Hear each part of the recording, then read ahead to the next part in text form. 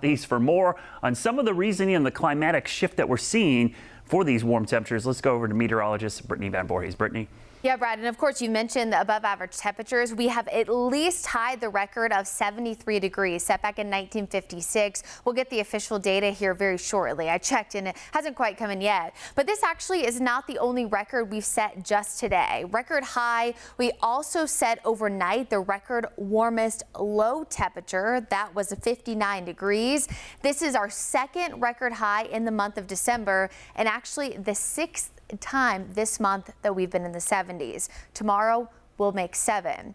And the big reason why, at least in the near term, why we're seeing this big warm up is that we have this front that's situated just to our north. And because it never moves all the way through, this high pressure ridge really pumps in that warm southwesterly wind. If you've ever heard Brad refer to it, he typically calls it the blowtorch effect, right? That wind coming in from the south and west oftentimes allows for above average warmth. But of course it is December, so a big question is, well, why are we seeing this in general? We've talked a lot about the La Nina pattern that allows for our warm and dry winters here across most of the south.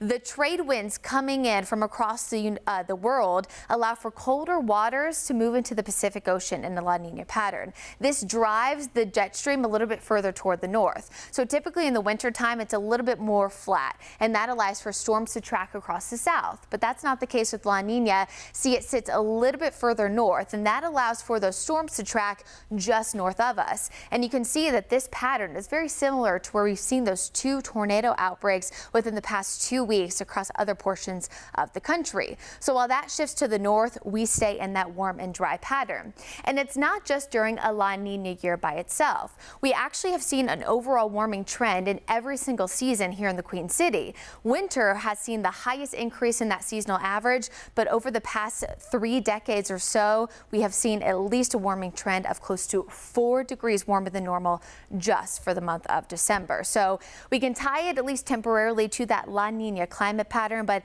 this seems to be a trend that is going to likely continue for even the next few years, Fred, as we look ahead to just looking at this trend. I mean, you've seen it's almost gone up every single year. All over the board. All right. Thank you, Brittany.